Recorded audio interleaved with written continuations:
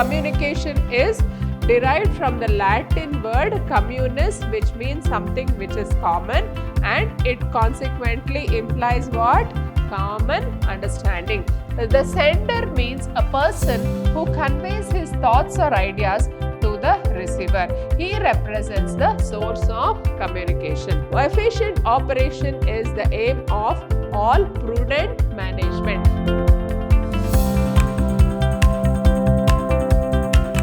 Hello everyone, I am Purnima, faculty in the Department of Commerce, Vidhyaashram Pre-University College, Temple of Excellence.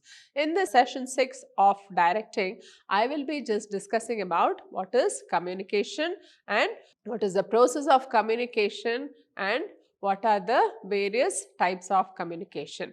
Now, let us see what we mean by communication. So, first it is essential for us to understand that communication is an important element of direction.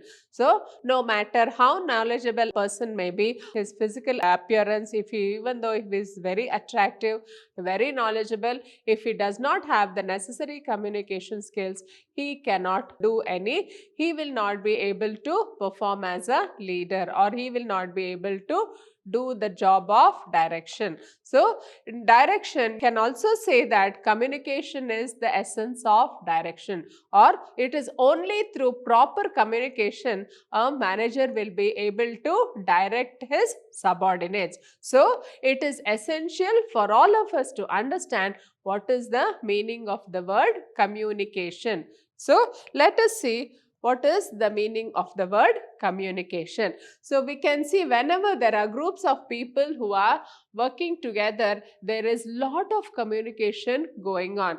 Here we can see this person is speaking over the phone and this person is just working on the laptop and this girl is just listening to the music. So, wherever we see groups of people working together exists communication. So, we should let us just understand what is the meaning of the word communication. Communication plays a key role in the success of a manager. So, the directing abilities of a manager mainly depend upon his communication skills. So, if the manager is a very good communicator, he will be an efficient director. So, through his communication skills, he will be able to get the job. So, whatever the plans of the organization can be easily communicated to his subordinates and he can get the job done very efficiently. Now, let us look into what is this, how we got this word communication. The word communication has been derived from the Latin word communis.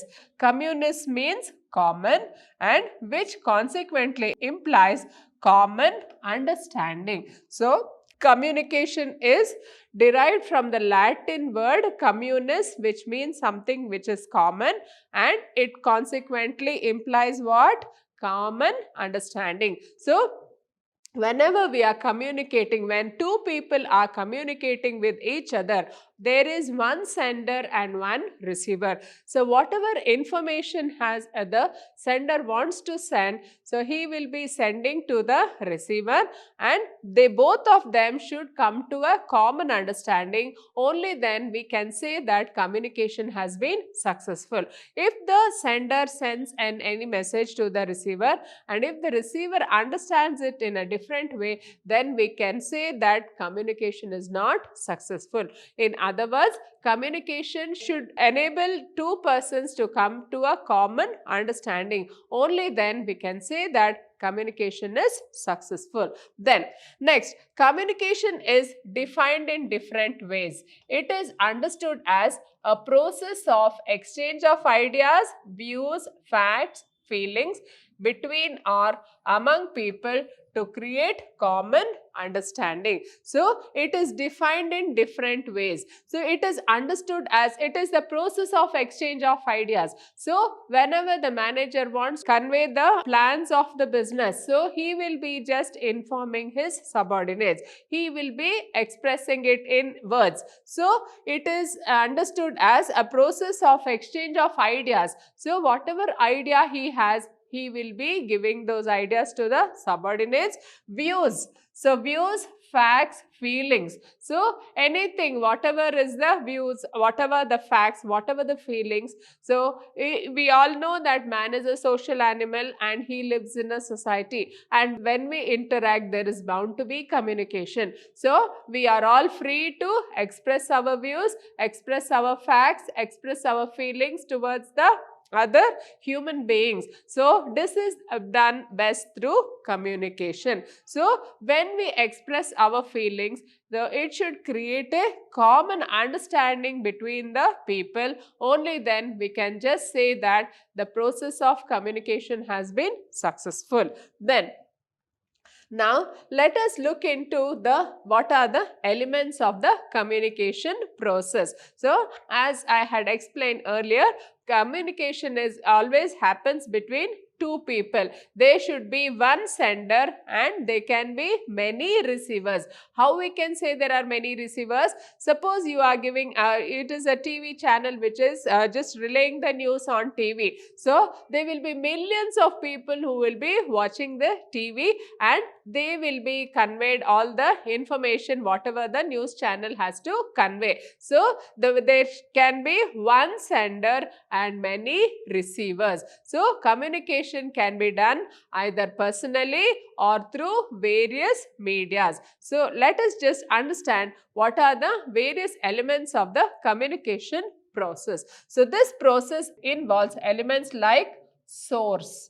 Now this source means this person is the sender, or he has some information which he wants to give it to the receiver. So we call him as the source. Then second one is encoding. So whatever information he has to tell, he will have to put it in words. Either he can express it orally, or he can write a message and send it, or through any other media. If he is writing through an email, he can just write a mail and send it, or he can use any of the ways of encoding it. So it can be in words, gestures, or any pictures also. He can just encode his message.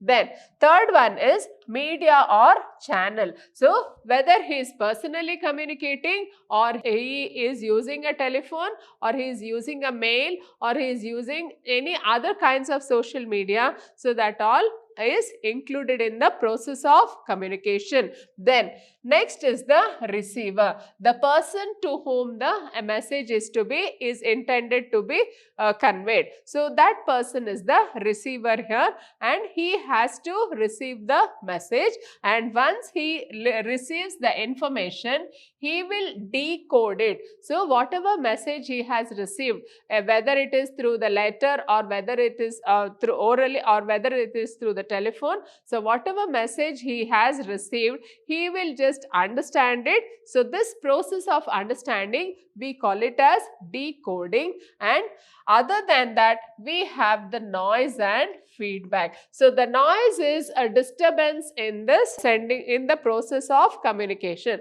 Suppose there is any disturbance, that we call it as noise. And lastly, the feedback. Feedback is the reaction of the receiver to the message sent. So whenever the sender sends a message to the receiver will understand the message, and then he will just send his feedback to the receiver. So that we call it as the feedback. Now let us look into the elements one by one. So here you can see two persons here. So this person who is speaking, he is the sender, and this person is listening, so he is the receiver. So this is the means.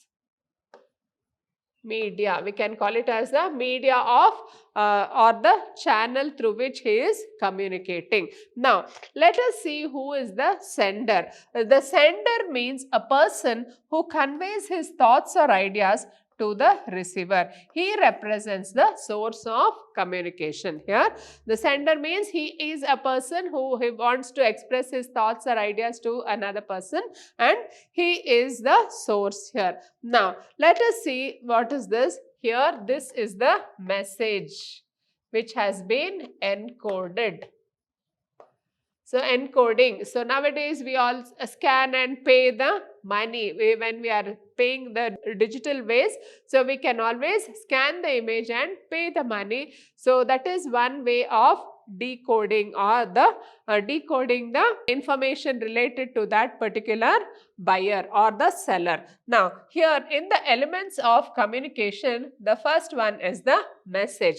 Now this message can contain ideas, feelings, suggestions, order, etc., which should be communicated. Then next is, and the element is encoding. So it is the process of converting the message into communication symbols such as words, pictures, gestures, etc. So nowadays whenever we are sending messages on WhatsApp or anything, we put lot of emojis or some smileys, etc. So they add to the message. So when we are just writing the message, that process of writing or converting the message into words or pictures, we call it as encoding. Then the fourth element of communication is media. Now this is the path through which the encoded message is transmitted to the receiver. So this media is the channel through which the message will be sent. So it can be in the written form.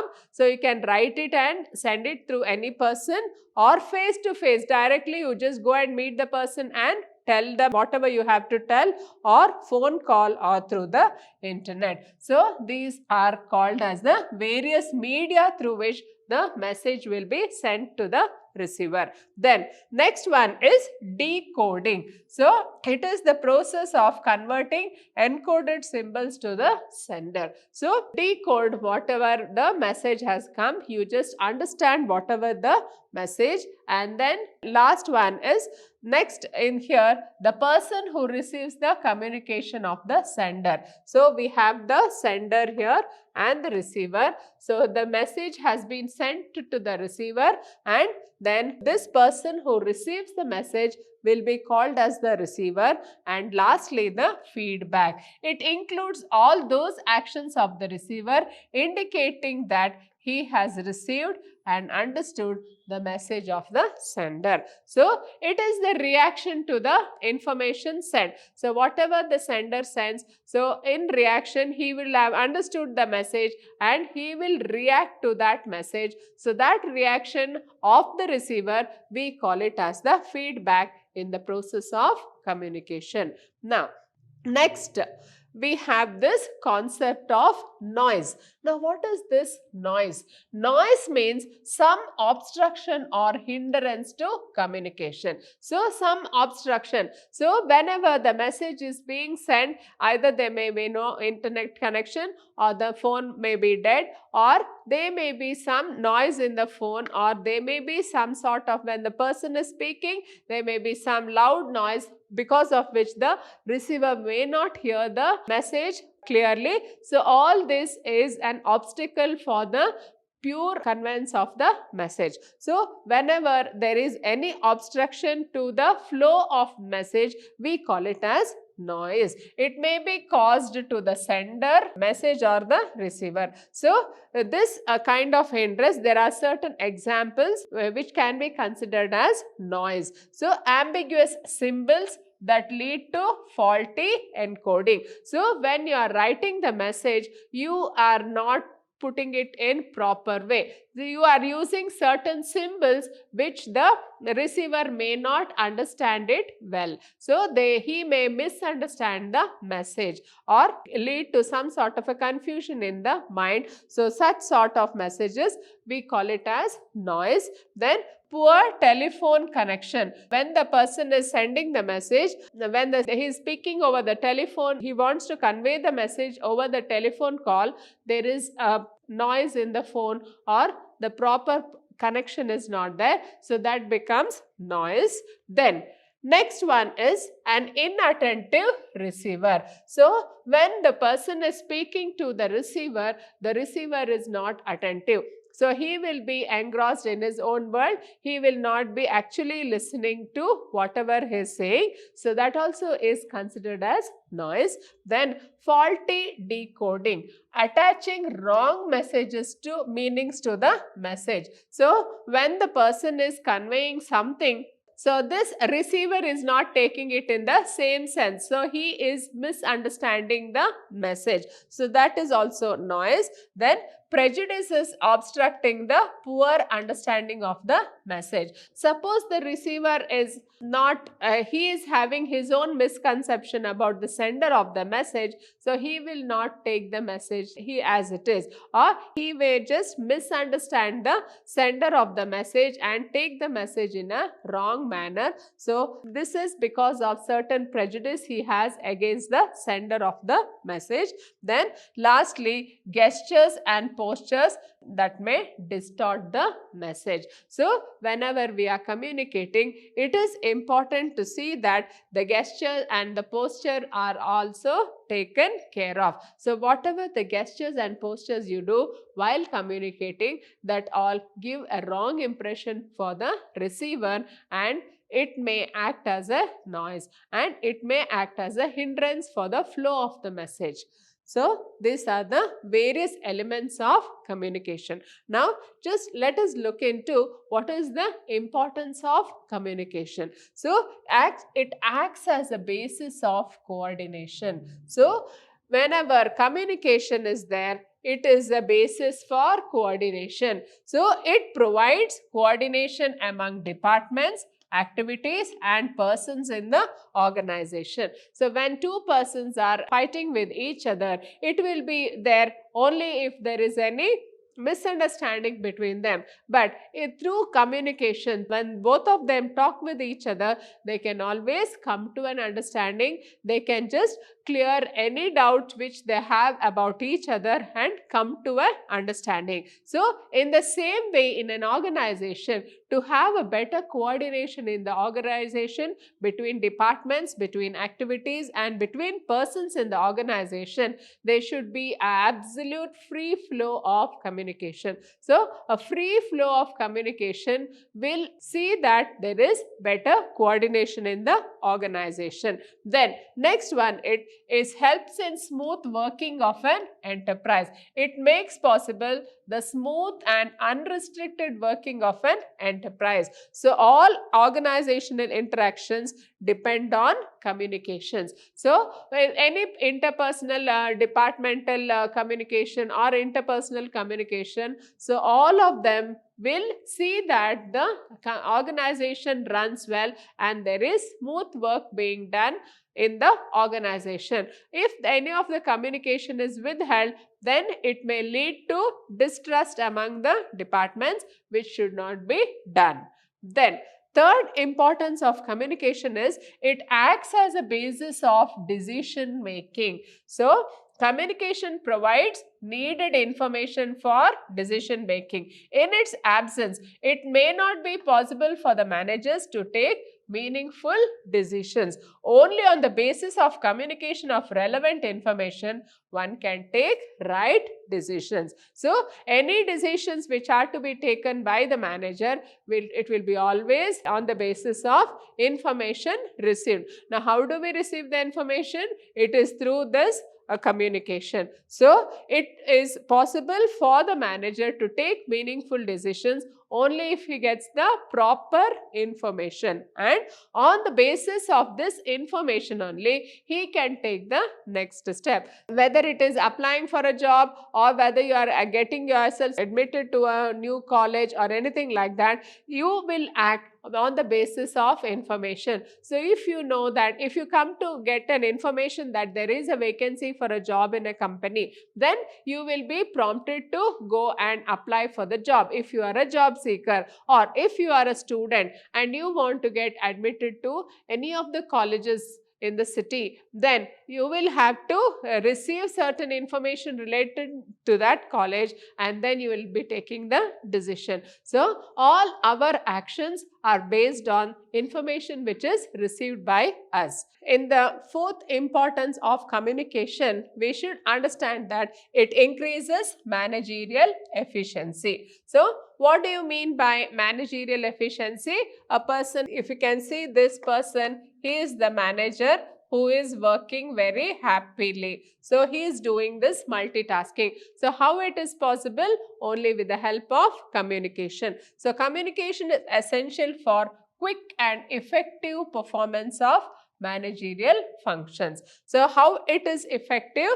Let us see. The management conveys the goals, targets, issues instructions, allocates jobs and responsibilities, and looks after the performance of the subordinates. So, it is the manager's duty to convey the goals of the organization and also the target set for each of the employee, and he also has to issue instructions for each of the employee, allocate jobs, and also tell them of their responsibilities. Who is responsible for what job? So, all these things have to be decided by the manager, and he has to communicate everything to his subordinates, and also he will be looking after the performance of the subordinates. So, how each of the subordinate is doing his job. So, he will be supervising them, and even if there is any deviations, then he can counsel them and see that there are no deviations from the plans.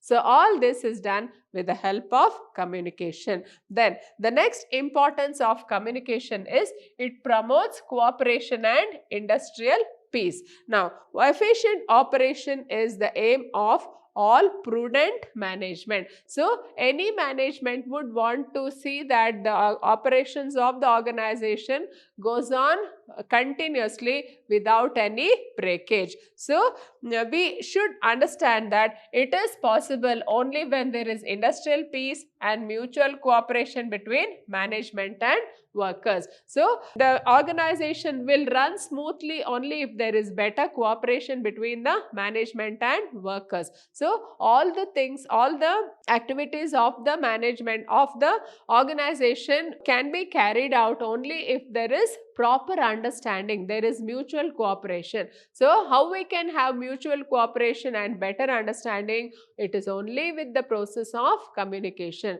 So, any misconception regarding the manager or the management should be smoothened out with the process of communication, and all workers' grievances should be given a proper hearing by the management, and they should take remedial action wherever necessary. This will help go a long way in getting mutual understanding and cooperation between the management and the workers. Then, next importance of communication is it establishes effective leadership. So, this is one person and he is having so many followers. So, he is the leader and he is being effective. So, if he just person who can command his followers, he is called as the good leader. So, communication is the basis of leadership. Effective communication helps to influence subordinates. While influencing people, leaders should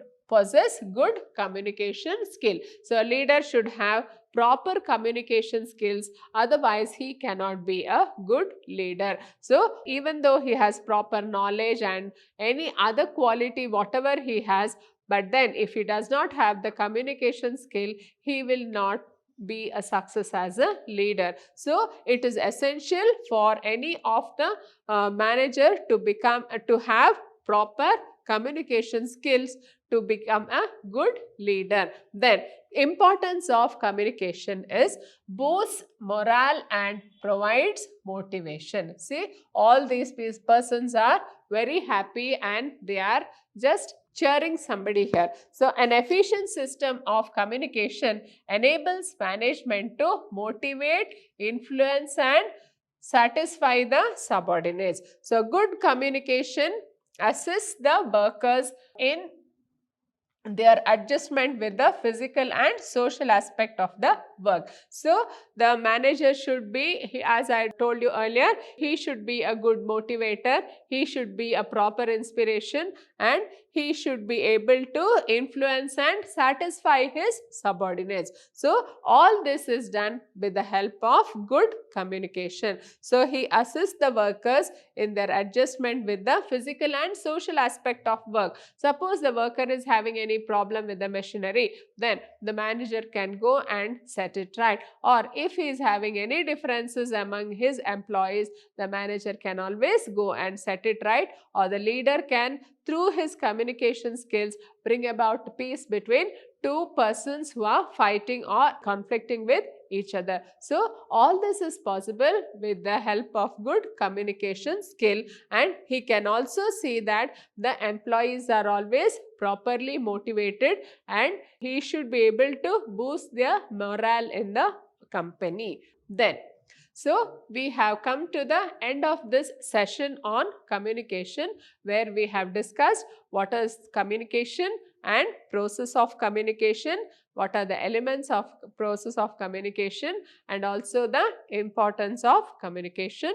I will just continue my session on this chapter in the forthcoming sessions. Thank you.